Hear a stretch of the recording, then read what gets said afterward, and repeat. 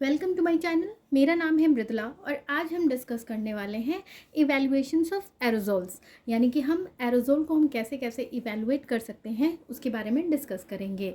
तो सबसे पहले जान लेते हैं कि एरोजोल क्या होता है।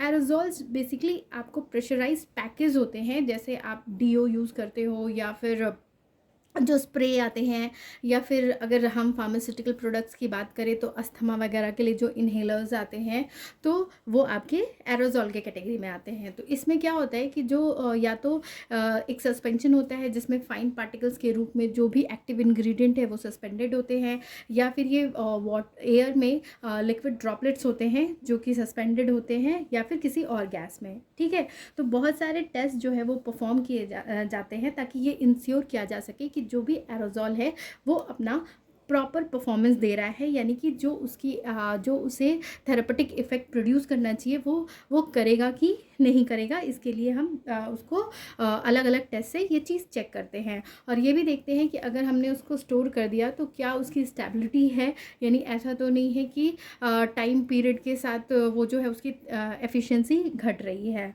तो एरोजोल्स को है अलग अलग फिजिकल, केमिकल और बायोलॉजिकल टेस्ट के थ्रू इवेलुएट करता है, जिसके अंदर आते हैं सबसे पहला आ गया आपका फ्लेमेबिलिटी एंड कंबस्टिबिलिटी टेस्ट, जिसके अंदर फ्लैश पॉइंट और फ्लेम एक्सटेंशन टेस्ट जो है वो परफॉर्म करते हैं।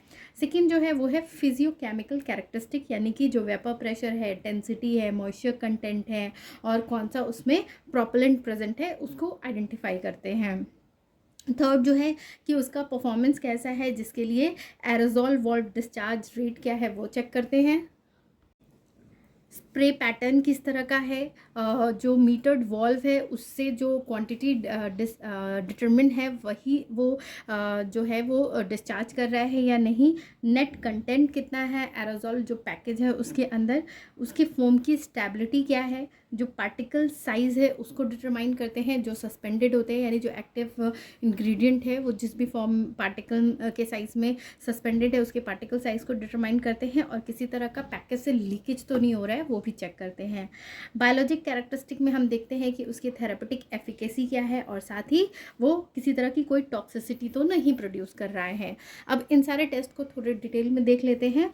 तो फ्लेमेबिलिटी और कंबस्टिबिलिटी टेस्ट, इसमें सबसे पहला टेस्ट था वो है फ्लैश पॉइंट। फ्लैश पॉइंट में basically tag open cap apparatus जो है वो यूज़ किया जाता है।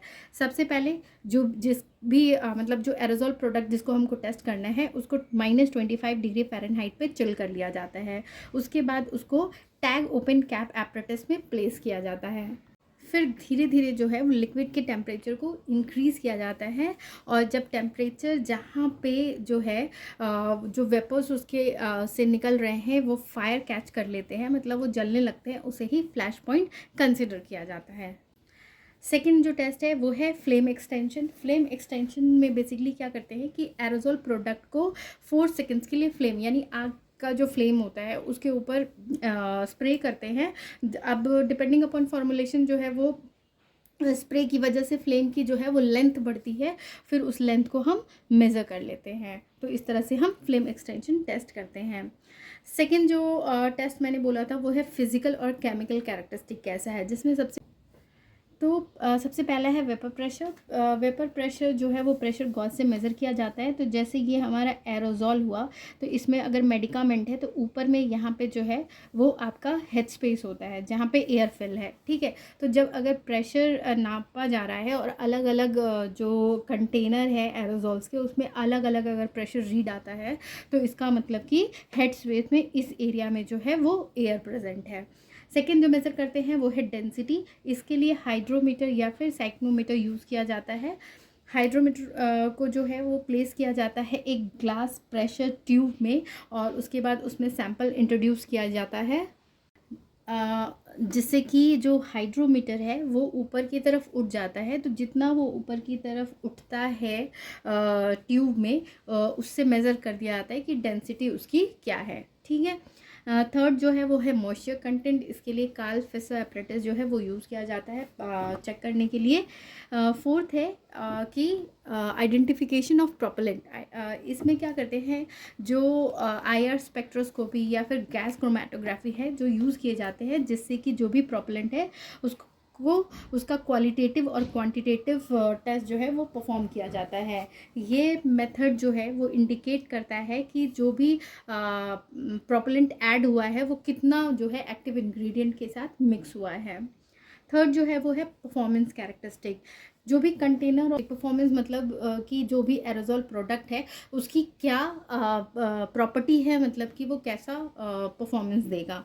ठीक है, तो जो भी एरोजोल को पैक करने के लिए कंटेनर यूज़ होता है या उसके वॉल्व का डिज़ाइन होता है वो डिटरमाइन करता है कि कितना डोज उस प्रोडक्ट से रिलीज़ होगी, वो क्या जो डोज दी जा रही है उसकी क्या एक्टिविटी होगी, यानी क्या वो थेरेपेटिक इफेक्ट जो है वो प्रोड्यूस करेगा, मतलब जिस भी मेडिकल कंडीशन के लिए है उसकी एफिकेसी कैसी है। ठीक है, तो इसके लिए जो टेस्ट परफॉर्म किए जाते हैं वो है, सबसे पहला तो aerosol valve discharge rate check करना पड़ेगा। तो सबसे पहले इसमें क्या किया जाता है कि एरोजोल को वे कर लिया जाता है, जिसको कि वेट 1 कंसिडर कर लेते हैं। उसके बाद उससे स्प्रे किया जाता है एक नोन पीरियड के लिए, कुछ अमाउंट जो है उसके प्रोडक्ट का स्प्रे कर लेते हैं। उसके बाद फिर से जो है एरोजोल को वेट किया जाता है और उसको वेट 2 कंसिडर कर लिया जाता है। ठीक है, और उसके बाद जो है वो जो डिस्चार्ज हुआ है उसको नोट करते हैं। उसके बाद रेट को कंसिडर करते हैं करके कि सबसे पहले तो जो हमने किया है, पहले एरोजोल का जो वेट था उसको उसमें से डिस्चार्ज करने के बाद जो वेट लिया उसको माइनस करके उसको टाइम से डिवाइड कर देते हैं, क्योंकि हमने टाइम पीरियड भी नोट किया है, तो उससे हमें पता चल जाता है कि एरोजोल वॉल्व का डिस्चार्ज रेट क्या है। हम चेक करते हैं कि स्प्रे पैटर्न क्या है। तो स्प्रे पैटर्न जो है वो हमको मिलता है अगर हम डिफरेंट एरोजोल प्रोडक्ट को या डिफरेंट बैचेस ऑफ एरोजोल्स को या जिनके कंटेनर जिनमें वॉल्स अलग अलग लगे हैं उनसे हमको मिलता है। तो इसके लिए हम सबसे पहले क्या करेंगे कि एक एपरेटिस लेंगे जिसमें कि एक मोटर लगा होगा जो कि जो उसके ऊपर रोटेटिंग डिस्क है उसको रोटेट करे, और उसके साथ ही उसमें एक एडजस्टेबल स्लिट लगी होगी।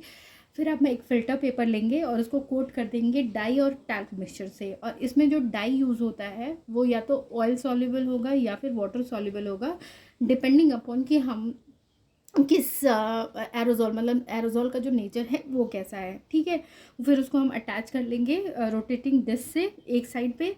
फिर जो एरोजोल है जिसको कि हमको टेस्ट करना है उसको स्प्रे करेंगे फ़िल्टर पेपर पे एक साइड से। जब एक साइड से हम फ़िल्टर पेपर पे स्प्रे करेंगे तो वो जो उसका पार्टिकल है जब वो स्ट्राइक करेगा पेपर से तो वो सॉल्यूशन में एब्जॉर्व होगा, तो पेपर में एब्जॉर्व होगा तो वो क्या करेगा, डाई की वजह से आपको एक पैटर्न दिखाई देगा स्प्रे का, जिससे हम स्टडी करके कर सकते हैं कि हमारा एरोजोल का क्या स्प्रे पैटर्न है।